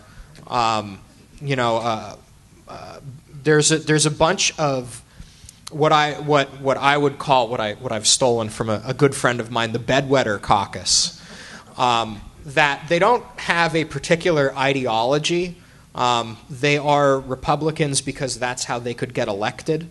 But they don't have an ideology. They aren't limited government. They aren't, that's not what they are. They vote the way they think that will cause the least resistance for them to either get reelected or whatever. So now that there is the possibility of them facing primary challenges, some of the people in the bedwetter caucus are becoming more conservative because they see that the path of least resistance is no longer to go along with leadership on some issues. And we saw this leading into the primaries when the thinking was that these new districts were drawn and a number of challengers to incumbents popped up. We started seeing some of the folks who never show up at our events or talking about these issues started coming, and they started appearing and trying to communicate, hey, I'm with you on these issues. Once some of those challengers went by the wayside, they went back to their beds and started. That's right. Again. So.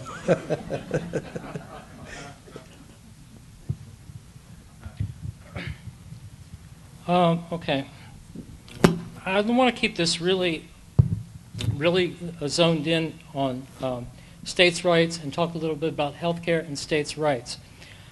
Since 1945, the McCarran-Ferguson Act has been in effect, and what it did was exempted insurance companies from antitrust laws and left regulation of insurance to the states. Ever since then, insurance has been regulated and sold state by state. It was only rarely, and only with health insurance, that before this whole Obamacare stuff came up, that the federal government ever attempted to stick its nose in any kind of insurance. It was purely regulated by the states. Not in car insurance, property and casualty, life insurance. The federal government never got involved with any of this. It's a state function. Now Obamacare comes along, and they want to act like the bull in the china shop. And what I've noticed happening is that as all these mandates that they're requiring in policies, that coming from the federal government, not from the states, and the insurance companies are automatically rolling these mandates into policies even before the exchanges are set up. Now, what I think one of the areas where the state needs to push back, and I've only recently been aware of, Subtitle G, Section 1555 of Obamacare, that essentially says no individual company, business, nonprofit entity, or health insurance issuer offering group or individual health insurance coverage shall be required to participate in any federal health insurance program created under this act. And there shall be no penalty or fine imposed upon any such issuer for choosing not to participate in such programs. What this says to me is that no matter what happens with these exchanges, if the state, say the federal government is able to successfully come in and set up the exchange, the state, through their insurance department, has an avenue here to push back and say, well, in our state, we are going to say that if the insurance companies want to do business in our state, they're going to have to provide non-compliant policies also that don't have all these ridiculous mandates. And what I could actually see is a non-compliant market, even if the policies have to be labeled non-compliant. These federally mandated policies are going to be that expensive that I could see that you could go buy a high deductible, non-compliant policy that the state told the insurance companies they had to issue. Buy that, because you're not being compliant, you're going to still have to pay that stupid tax. But I could see situations where you could buy the policy, pay the tax, and still come out better than going into the exchange. That's all.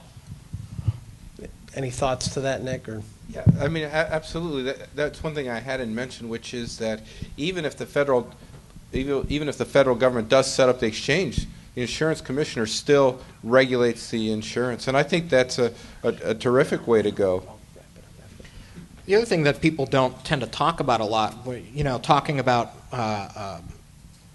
reducing the costs of healthcare, is that there's no price transparency when you're buying something. You don't know ahead of time what a medical procedure is going to cost you. And actually, in Pennsylvania, hospitals and doctors aren't required to tell you what it'll cost in advance. They don't. Most of them don't even know, right? Yeah, most of them actually don't know, and that's a whole other issue. But kind of an interesting, and this is actually from personal experience. My wife had to have some surgery done, and we went to the hospital, we went to the doctor, the various specialists, and we were, everybody was able to give us, at least a ballpark. This is what this procedure typically costs. When we went to the hospital to try and find out what their average was, for basically the use of the surgery suite and everything like that, the hospital actually could refuse to tell us. Now, we do have insurance, so it wasn't a big issue, but my wife kind of wanted to know just for deductible purposes and everything. But the hospital said, no, we don't have to tell you, and we're not going to tell you what it's going to cost. So with Obamacare, you won't have to worry anyway. It's but if we wanted to reduce costs, I mean, why? And I'm not a fan of government saying you have to tell people something, but why don't we require, hospitals to have a price menu? It's going to cost you X amount of dollars to get an MRI, et cetera. It's about 10 to 9. I know we've got 2 questions in the back. We'll get to those, and then we'll turn it back to Scott. Go ahead, Jeff. Yes, I'm Randy. I run Milwaukee, Wisconsin about 2-3 times a week.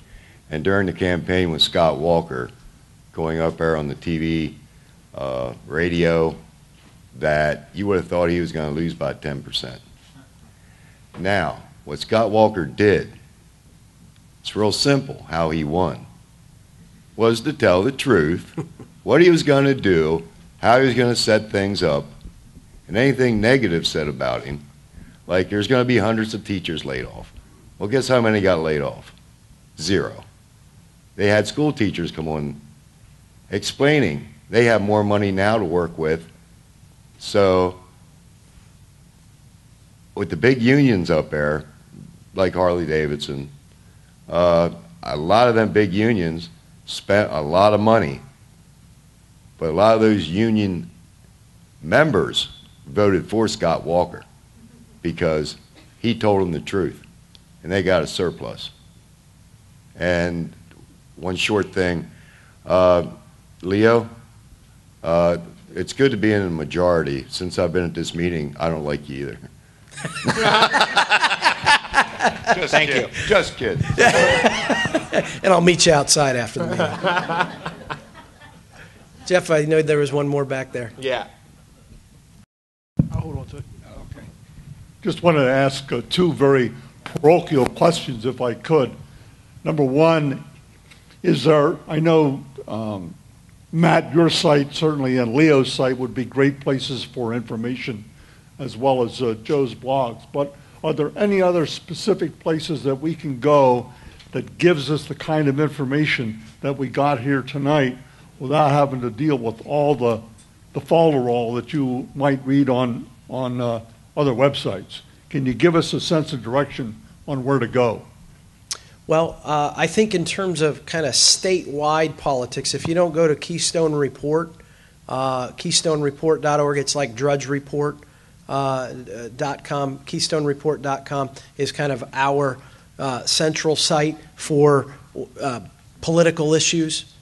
Yep, it's a good resource that you can pretty much see what's going on around Pennsylvania. Local issues, I'm not sure. I know that there are a lot of locally focused blog sites. I don't know if there's anybody that has any that they might share, Scott. Yeah, Politics PA, I mean, that will give you some good insight. It's certainly not from a conservative bent perspective, but there's news and information that is broken there. So politicspa.com is a source. Their Daily Buzz is really good. It compiles newspaper articles from all over the state. And you can sign up for the Daily Buzz. Yeah, the Daily Buzz is what it's called, and it has it has news headlines from all over the state of Pennsylvania as well as opinion articles. So that'll give you a flavor of what's going on all over Pennsylvania without having to track the information down. Yeah, and you can also use if you're on Facebook, that's a good way that you can kind of aggregate the different organizations, and you can set things up to be able to collect that on your page and read things that way. Federal issues, Americans for Prosperity has a good website that keeps track of some of the federal stuff. Probably one of my favorite organizations at the federal level, I'm partial to them because I used to work for them, is Heritage Action. It's the Heritage Foundation's sister organization. They do a fantastic job of tracking legislation at the federal level and have probably the best scorecard that's out there for federal legislators. It's heritageaction.com.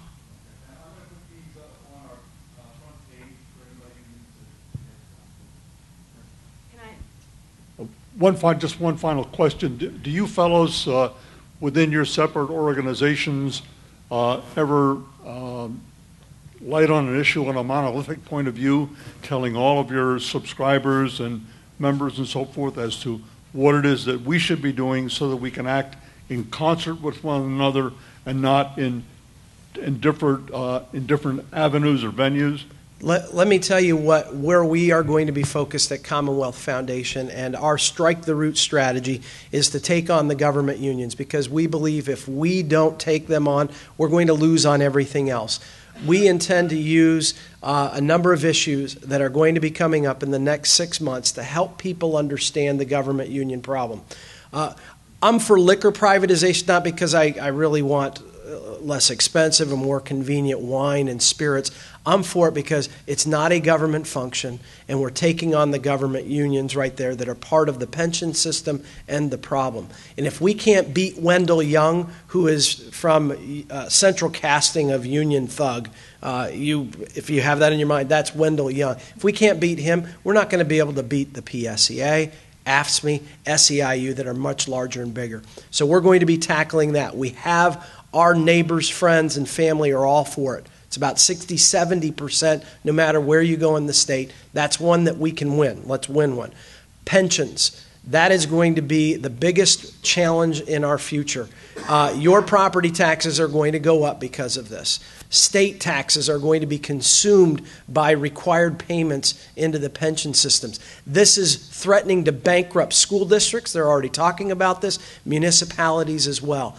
It is a government union problem. They are defending a model that you don't have in the private sector anymore. Long ago it was put away. Guaranteed income for life. Well, we have guaranteed government income for life with pensions.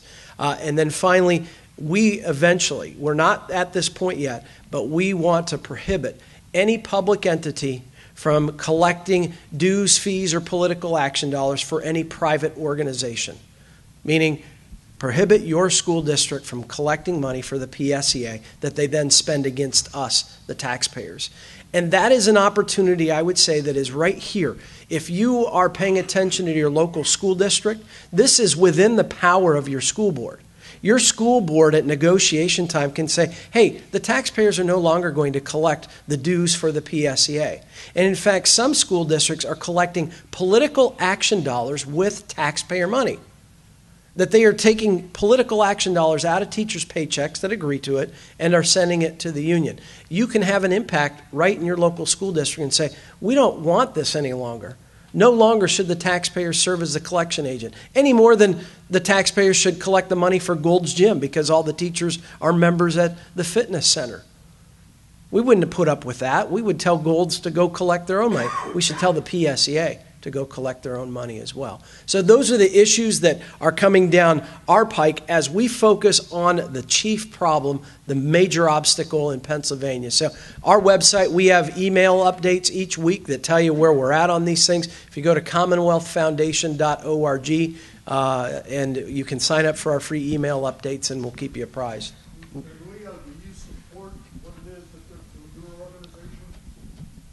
I have to be careful how I answer. Yeah, no, we're very much in line with the Commonwealth Foundation's goals. We have very similar policy positions. We are the people who we took on in this previous primary election cycle and the people that we took on in the general election cycle were part and parcel in bed with government unions.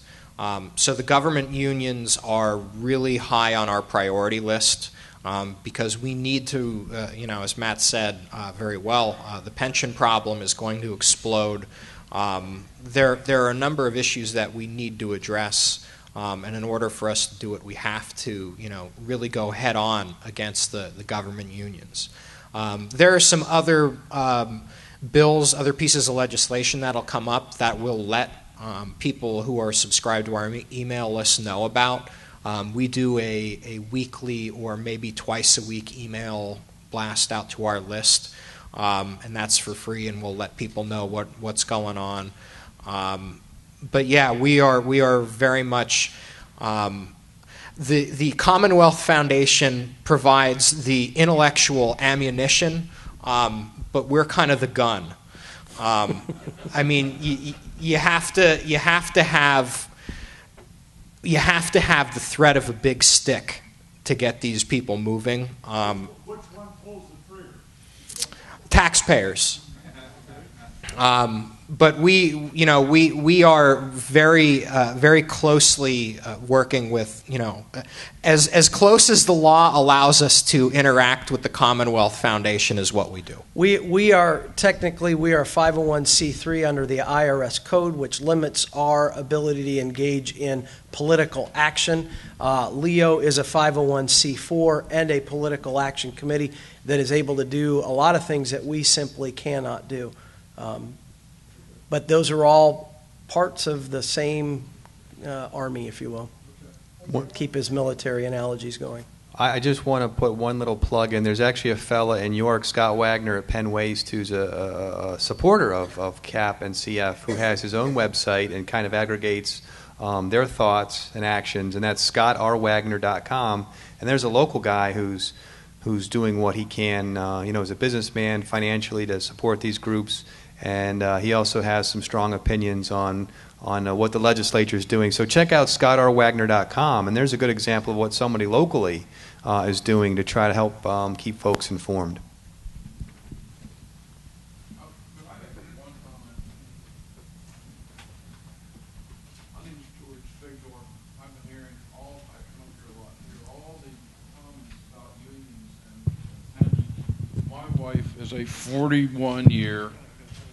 My wife is a 41-year school teacher, retired at full pension after 40 years. She retired in 2002 and started to teach in 1961. And I hear all this. I'm a beneficiary of the fact that she put money aside into the union or the retirement fund, and her school district did not. And some of the pensions or the unions that you're talking about, the firemen, the police, all the school teachers, all these other public employees, they are entitled to some kind of a pension if they contribute to it. But I get a little uncomfortable. Here I am listening to you folks complain about pensions.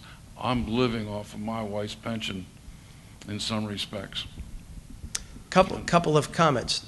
First of all, when we talk about pension reform, and we didn't get into any of that tonight, nobody is talking about taking away benefits that people have earned, because I think we recognize that there was a contract in place, and that if somebody has, like your wife, has served, this is what she entered in under.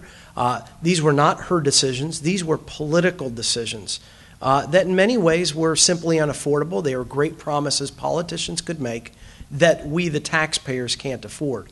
So what the reforms that anybody's talking about is not taking away anybody's pensions that they have already earned.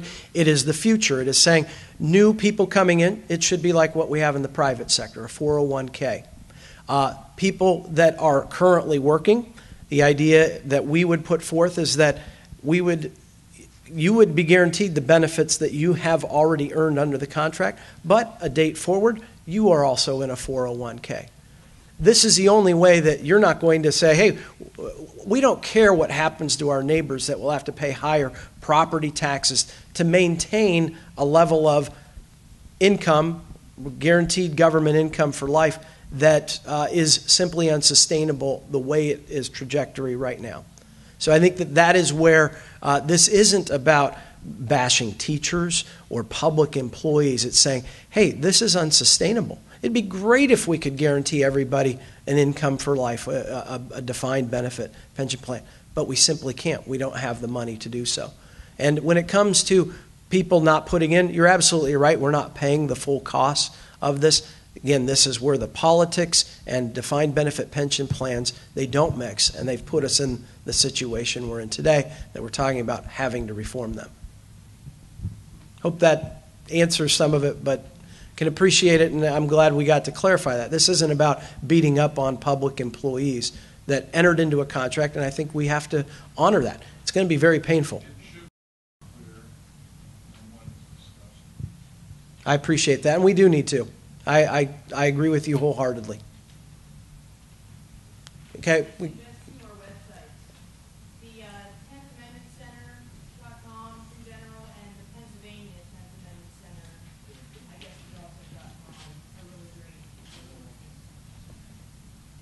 Okay. Well, thank you, Matt. Thank you very much. I appreciate it. I have a couple comments here. I consider all four of these guys up here as friends. If what happened in the November election happened and we didn't have the Commonwealth Foundation, we didn't have CAP, we didn't have Joe working with Scott Wagner, we didn't have Dr. Nick working for the Healthcare Exchange, I wouldn't be here right now. I'd be in bed, crawled up in a fetal position, not being able to do anything. But sucking your thumb. Yeah, basically. But we do have. It's like Glenn Beck says all the time. You're not alone. You're not alone. I am so grateful and happy that you're all here tonight. You know, there's a lot of people who heard the ads on the radio and saw the ad in the paper that missed out on. This is one of our best meetings I think we've ever had. I mean, to have these guys with this type of intellectual power and fortitude and doing the right things just makes me want to do more. So I want to thank them for coming in. And I want to urge you to call your representatives and definitely call Governor Corbett on these healthcare exchanges because it does work and it does help. And I want to ask, before we go, I want to ask Leo one more question to deal with York County. Eugene DePasquale is leaving. There's going to be a special election for his seat. Any idea what's going to happen? Well, because it's going to be a special election, it'll be a party-driven kind of thing. So I mean, the York County Republicans will name whoever they're going to name as the candidate. There won't be a primary election. Democrats will name whoever they're going to name. And to be honest with you, I don't know what the registration numbers look like in the district. It's pretty heavy D. It's heavy Democrat. Well, I would also want to look at if anybody is kind of inclined to do it, you could probably find out how Senator Toomey and Governor Corbett did in DePasquale's district, and that would be kind of more indicative of whether or not a Republican can take the seat. Because as happens in Western Pennsylvania, just because they're a registered Democrat doesn't mean they vote Democrat. So I would take a look to see who did Governor Corbett win in DePasquale's district. This is the city that predominantly. So yeah, so probably not. It's probably. I mean, just demographically, it's probably going to be a Democratic seat, but. I mean, in a special election, low turnout, I guess it kind of depends on who the Republicans can come up with. The reason why I ask that is it worthwhile to put forth the effort? And because it's going to be a special election, we don't have anything else going on at that time to go out and canvass that district. I think that your opportunities are going to be at the local level. You're going to have school board elections. You're going to have township, borough elections. These are where a lot of, I believe, your opportunities are going to be, and ultimately that is, talking about Wisconsin. That wasn't just an election in 2010 where you got Scott Walker. This was about 12 years of building an infrastructure that was feeding people into the legislature at the lower levels of government. Scott Walker was a county executive for Milwaukee. It's what gave you Ron Johnson, the senator. Fantastic senator, gave you, Paul Ryan. I mean, you talk about some of the caliber of the people, and that is because it was a multi-year prior to 2010, and people like you at the local level starting to take back government. Because when you do a poll in the General Assembly, you do it in Congress. 74 of 100 senators came from state and local government. You guys are the ones that are right. Scott Perry, right? Perfect example, most recent. This is where we have to get involved and where you guys can be the most effective and ultimately influence state and federal politics that way. The other thing to keep in mind is that in the 2014 election, there's going to be another House seat in York County. The way that on both the redistricting attempts, York County got an additional representative because York County's population is growing.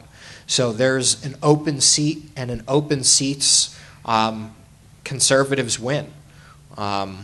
provided it's not like a jungle primary with 16 people running for the seat, then, kind of all bets are off. But we could get, there's a pickup opportunity in Southern York for a brand new House of Representatives seat to elect another conservative to the General Assembly. And it's still a part-time job, so you can keep doing whatever you want. They'll pay you $83,000 a year, and you meet 90 days, so you're in good shape. So you can still operate and legislate at the same time, right? So.